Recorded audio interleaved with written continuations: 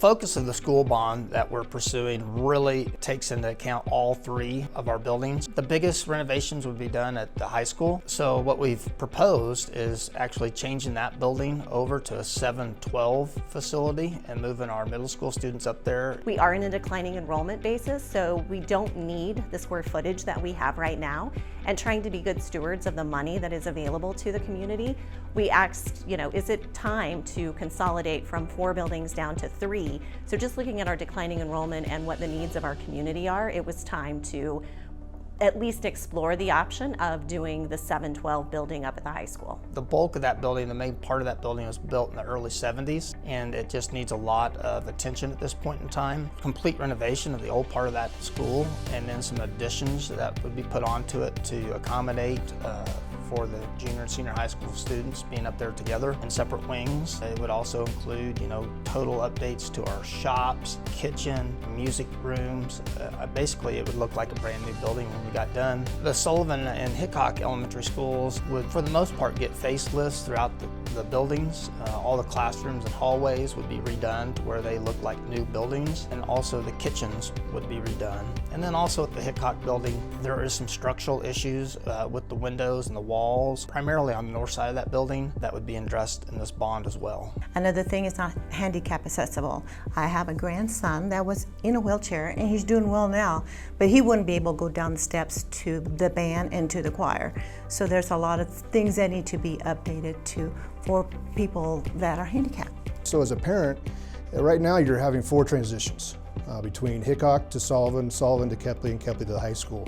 So at the end of this project, you're going to go from 4 transitions as a parent to 3 transitions. And then the ability for us as a district to relocate our office to Kepley Middle School. Another aspect of going to the Hickok of the transitions is K through 3. And one of the aspects with the state legislation is that really that push of being ready for 3rd graders to have that capability at reading at grade level. So right now we are transitioning at the 2nd grade to 3rd grade. And so there's always a gap in learning or a slide in learning when there's a transition. So we will really be more effective as a district having a K through 3 building to hopefully, and we will, reach that state mandate of every kid reading at the 3rd grade level, because we're not transitioning right when we need them to be at the reading abilities that they're at. So I think there's going to be some concern from parents on integrating our middle school and our high school students into the same building, and I completely understand that. I had kids that went through both schools, and I understand the concerns that parents might have. One of the things that's been talked about extensively in the steering committee is that those kids would really not intermingle much at all. There would be some shared classroom spaces, but each of the area, that there would be a separate wing for the junior high, and there would be a separate wing for the high school, and there would just be some common areas that they would pass in, but they would even make different bell schedules and things like that, so that those concerns that parents might have of maybe increased bullying because of their middle school kids being in with the high school kids, or just maybe even some hazing activities, those kinds of things, I think those fears should not be realized with the schedule and the structure that this project has got put together for it. One of the things that Mr. Younger and I, the former superintendent of USD 214, and I were able to go tour a couple of schools back in March of 2020, right before the world shut down. And one of them was out in Brush, Colorado, and they had a very successful model of integrating their middle school in with their high school, and they talked to us a lot about all of those issues. But the ability for those kids to have access to classes that they wouldn't have had access to prior, especially at the junior high level. And we do some of that here in Ulysses, but we're shuttling those kids up to the high school, and it really is a nightmare for scheduling within the kids' schedule every day, for the teachers, from a liability perspective from the school to get those kids back and forth to different buildings. So we did explore that, and I know that there's some people at the junior high that did some extra exploration on that as part of this process with the steering committee to really kind of make sure that we knew what we were getting into and that the benefits outweighed the the risks that we had. We've had lots of discussions about why this is the right time. They actually wanted to get this process rolling a few years ago. When COVID started and everything started to shut down, they put this on hold at that time.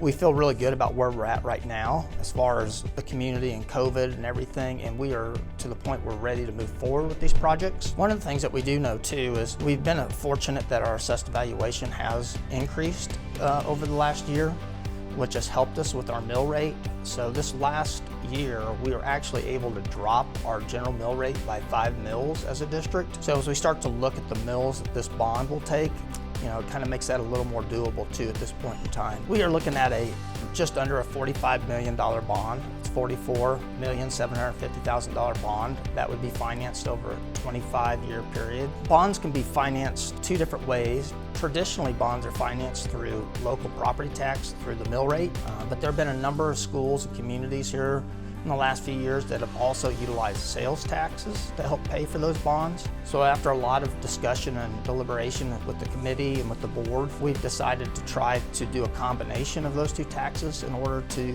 finance this bond, to pay for this bond. What that would mean for us, and again, we'll be able to show you more specifics on how it affects different folks, but right now, if we were to just run the bond on a property tax mill rate increase, this would be a 17 mil increase to our current mills, which our current mills, total mills are about 39 mills for the district.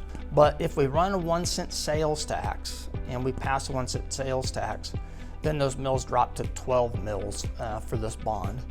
And so we've worked with the city, and what you're going to see on the ballot in August is there will actually be 2 questions. It will be whether or not you support this bond and or whether or not you would support a sales tax, a 1-cent sales tax within the city to help finance that bond. This has been on the agenda for the school board for the last probably 7 or 8 years. At least 10 years ago, we had a facilities study that was completed for us that really showed us the needs in all of our buildings and the magnitude of all of the things that we needed to be working on to not only revolutionize our buildings for the 21st century, but also just get them to a functional basis. This is for our future. I know it's hard to think about, paying more extra taxes and looking at change in your schools, change everywhere, but in reality it is much needed. We need to think about whether, even if we don't have kids in school, this is much needed because kids are our future. If we don't invest in them, then what is our future going to look like? And that starts with our schools. It starts with giving them a great environment to learn, somewhere where they can spread out and somewhere where the test of time they'll be able to go to school year after year and be able to be, great students and future adults. And I think this is a great opportunity for the kids, for our community to bring in new people. We got to make what we have better.